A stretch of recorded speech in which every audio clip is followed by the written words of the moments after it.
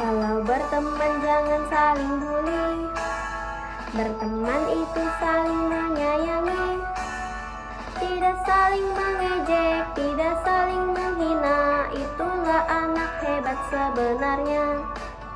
Kalau berteman jangan saling bully. Berteman itu saling menyayangi, tidak saling mengejek, tidak saling menghina. Itulah anak hebat sebenarnya.